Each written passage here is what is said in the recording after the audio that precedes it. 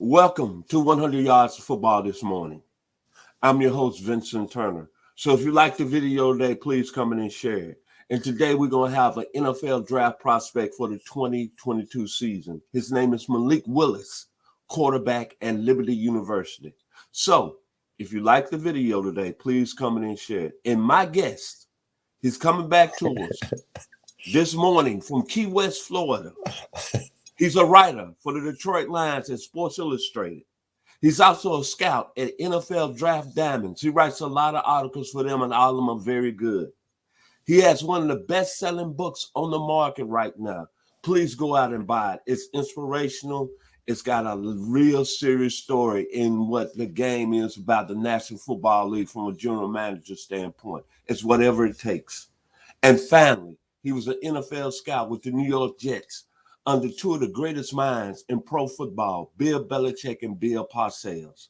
So joining me to talk about the quarterback, Malik Willis, out of Liberty University. My man, we know him as DK, Mr. Daniel Kelly. How you doing this morning, sir? Hey, I'm doing really well, Mr. Turner. How are you, sir? It's good to see you again. Yes, sir. I'm doing very, very well. I'm very excited that you're back on with me this morning. I'm excited to be here. Yes, sir. We got one of the top quarterback prospects in the 2022 NFL draft. And Daniel's going to be joining me over the next few weeks, talking about all the top quarterbacks that he thinks is going to be at the top of the heat and that's going to go in the first round.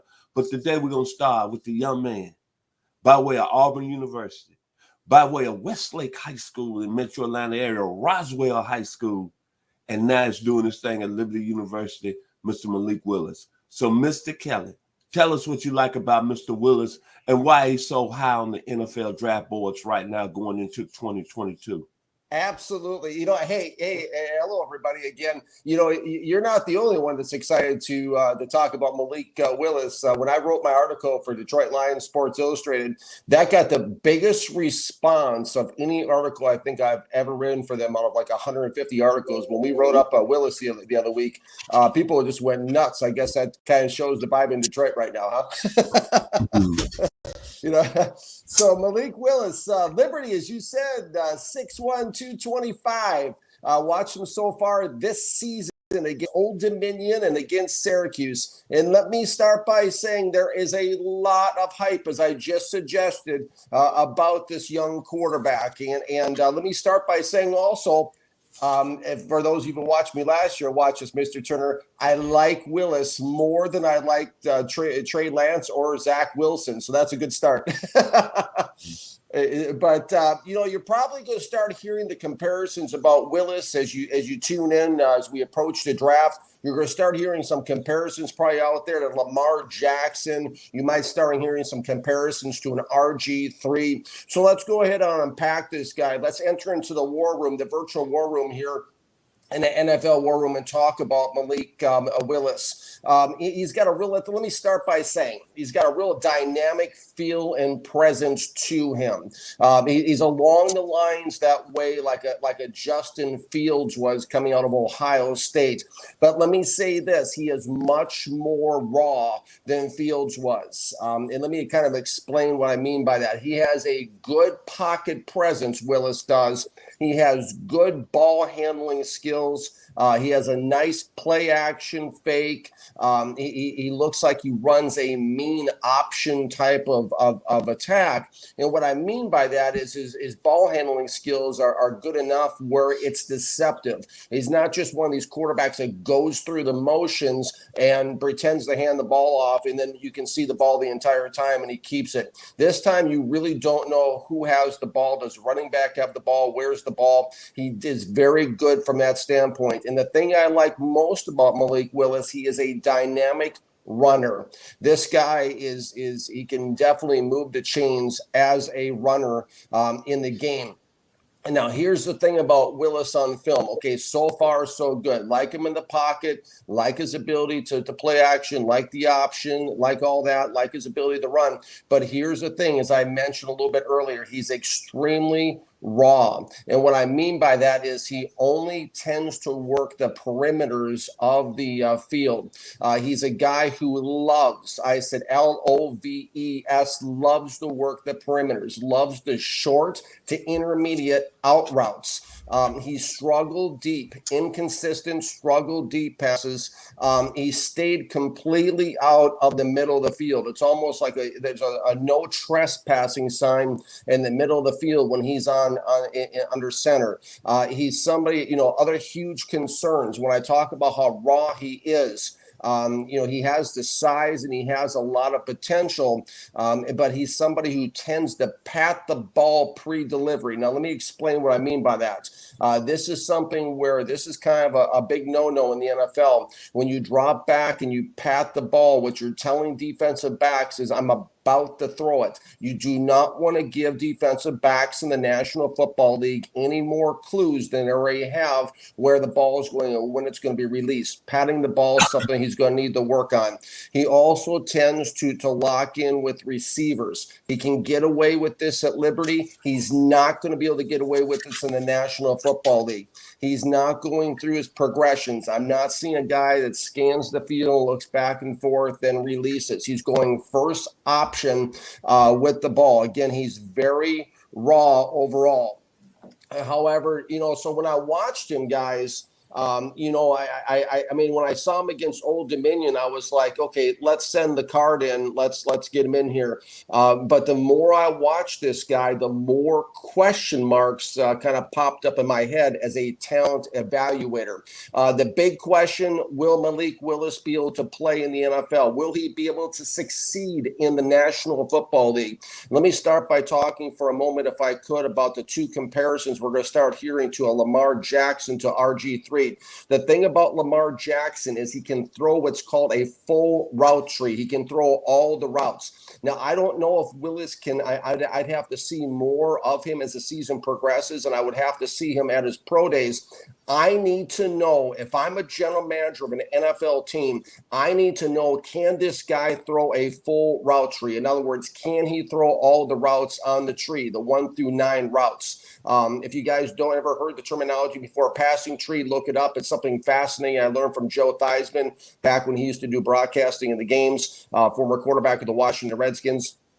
Every route has a number, 1, 2, 3, 4, 5, 6, 7, 8, 9. So they go back in the huddle and they call the play. When they give out numbers, they get to the numbers are the assigned routes the receivers have to run. I need to know, can he throw into the middle of the field? And I need to know why he's not throwing into the middle of the field. If I'm a general manager right now, I need to call and talk to his coach and ask him, why is this guy, why are you keeping him out of throwing in the middle of the field?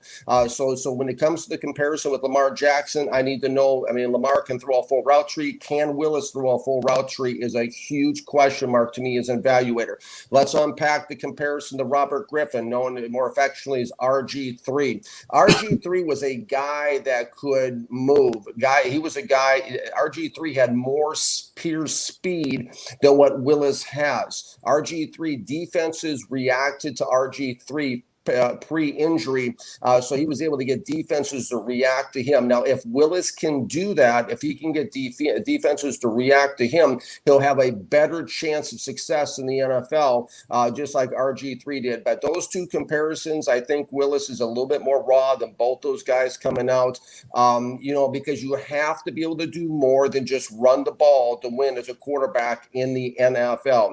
I'm not seeing an NFL-ready quarterback at this point so far in tape. Could be another guy that's an interception machine, much like I predicted and was correct about Zach Wilson, because when you lock in and pat the ball, these defensive backs are so quick to break. They know where the ball is going. They can break on the ball before the receivers do. It's something he's going to be a real project, that's for sure. There's going to be a steep learning curve for Malik Willis in the National Football League. As a guy who's was a scout with perhaps the best staff in NFL history, with guys like you mentioned, Mr. Turner, Bill Parcells, and Bill Belichick, and all those guys, I think a big thing for those of us out here that want to get into scouting who are listening, I think you have to consider the level of competition. I think this is huge. I think we saw this with Trey Lance up at North Dakota. I think we saw this with the soft schedule that Zach Wilson played at BYU. I think you have to consider the level of competition. And right now, when I watch this guy against Old Dominion, Syracuse, you got to ask yourself one question. If you're a general manager sitting there listening to this right now and you have the tape on, the big question you have to ask yourself, if you're an NFL owner, this is a question you need to ask yourself. What will he look like against the likes of the Chicago Bears, the Minnesota Vikings, and the Green Bay Packers? Because that's what I look at when you look at a guy that if he's struggling, if you have question marks against Old Dominion and against Syracuse, you're sure as heck going to have questions when it comes to the Bears, Vikings, and Packers. Why do I mention those three teams, guys? Because that's where this guy is going. You can take this check and deposit into your bank account. This guy is going to the Detroit Lions. Mark it down, get ready to see it happen, because it's October right now. I am predicting at this point this guy is going to be a Detroit Lion, just like I predicted Mac Jones was going to be a New England Patriot pre-draft. This guy, I mean, right now the Lions are be drafting top 5. They're 0-6. They can't win a game. And this guy, Malik Willis, and we're at the top of the show, I talked about how dynamic he is. This guy will be the most dynamic Detroit Lion since Barry Sanders. The Lions need to do something to make a splash. Or else the current regime of Brad Holmes and Dan Campbell could be one and done if they don't do something or have a plan of attack after the season. What happens, guys, when a lion in the jungle is desperate and hungry? They need to do something. They need to eat. They need to make a splash. And the thing I like most about Willis is his dynamic feel and presence. This is the type of guy who can sell hope in an organization. And when I say sell hope, I mean from a business standpoint. This guy can sell tickets. This guy can sell jerseys. This guy will be an instant spark plug with the Detroit Lions. You know, my scouting mentor, Lionel Vitale, who's a college scouting director with the Dallas Cowboys, currently a man who has 4 Super Bowl rings, a man who's worked with Robert Kraft, Arthur Blank, and Jerry Jones closely. He has taught me a lot of things over the thousands of hours I've spent with him on the phone over the last 20, 25 years. And 2 of the things he's taught me is he says, Danny, and he's the only one that can get away with calling me Danny, him and my mom. And he says, Danny, stick with the dynamic ones. And let me tell you guys, this guy is dynamic. Malik Willis is dynamic. Another thing that Lionel has taught me through the years is if you have a quarterback, you have a chance. Right now, Detroit has no chance with Jared Goff. Jared Goff is a shell of who he used to be with the Rams. His confidence is going downhill. And this is a guy that, hey, after trading the MVP could be the MVP of the league this year, Matthew Stafford, away for basically a couple draft picks, the Detroit Lions have to do something, and that something will be Malik Willis, quarterback, Liberty. Good observation. I like what you just said about Mr. Willis. And when you look at it, I think right now he's ascending to being the top quarterback in the 2022 NFL draft. Yeah, a lot of hype. But what I like to say about the young man, I'm going to say this. War Eagle, Auburn University. How you like me now? Reason I said that is that, you know, Malik Willis, saw him playing high school here in the Metro Atlanta area where I'm broadcasting live from today here in Douglasville, Georgia. Saw him play at Westlake High School. I thought he had talent then. Then he transferred to Roswell High School his senior year. Had an outstanding senior year where he had 37 total touchdowns, over 3,000 yards passing. Went down to Auburn, backed up Jared Stemmen, who's on the New England Patriots roster right now, backed him up for 2 years. Thought he was going to be the guy coming into his junior year. But they signed this quarterback from the state of Alabama, who's royalty, Bo Nix, who's starting right now for Auburn. And you see how Auburn is playing right now. They're in the middle of the pack of the SEC West. But what I like about Mr. Willis, he went to Liberty University, and he teamed up with another young man who had outstanding credibility, got in some trouble at Ole Miss, but had them number one, Mr. Hugh Freeze, from the same hometown I'm from, the 901, Memphis, Tennessee. So it was a match made in heaven. But what I like about Malik and Mr. Willis, let me call him Mr. Willis this morning, is that he has similar skill set that what I saw in high school. Arm strength, Accuracy, as you just explained, short to medium, A plus, and he was a rushing threat, A plus. And when you look at his game and everything, I'm seeing a young Warren Moon. You're talking about him throwing the sideline route, but it's accurate. The ball looks good. Yeah, good placement. Then I'm looking at a Phil Bradley. When I was at the University of Arkansas as a true freshman, Phil Bradley played down the road at the University of Missouri. He didn't go in the NFL. He played with the Seattle Mariners and had a pretty good baseball career, but he could really move and throw the ball. Then I saw another one. This will go for you, Mr. Mark Bass, my man watching this morning from Lufkin, Texas. A lot of people don't remember Danny Davis, quarterback of the University of Houston in the 1978 season. Took that Houston team to the Cotton Bowl. Malik Willis has a similar skill set. Then Vince Evans, when he was at USC, we know how he threw a pretty ball. And then finally, when you talk about rushing the football, making things happen, oh my God, 12 years old. And I'm looking at this young man that came out of Huntsville, Alabama, the first African-American quarterback to play in the SEC, my man, Mr. Condich Holloway. And one thing Condich could do, he could really move with his legs. That's what I see in Mr. Malik Willis. And if you think I'm telling the story, we always talk about the facts, the stats. That's the truth, right? Look at his junior year. Played in 10 games for Liberty, 2,200 yards, 20 touchdowns, 6 INTs, averaged almost 6.7 yards of completion. 8 yards completion. And he also was a rushing threat. Had 944 yards, 6.7 yards rushing, and he had 14 touchdowns.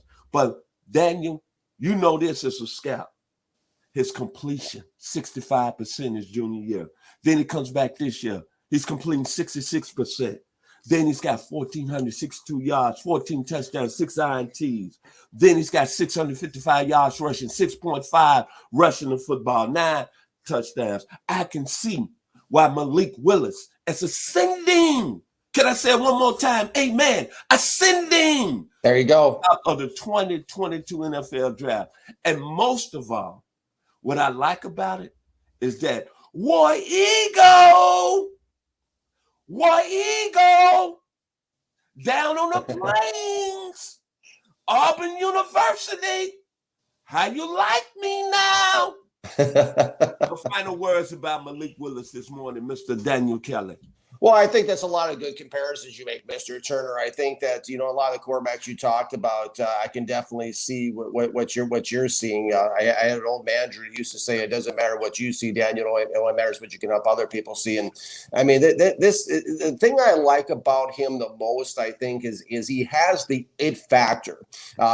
Quarterback is more than just a robotic function of be able to go through all the motions and go through all the drills and run through all the cones.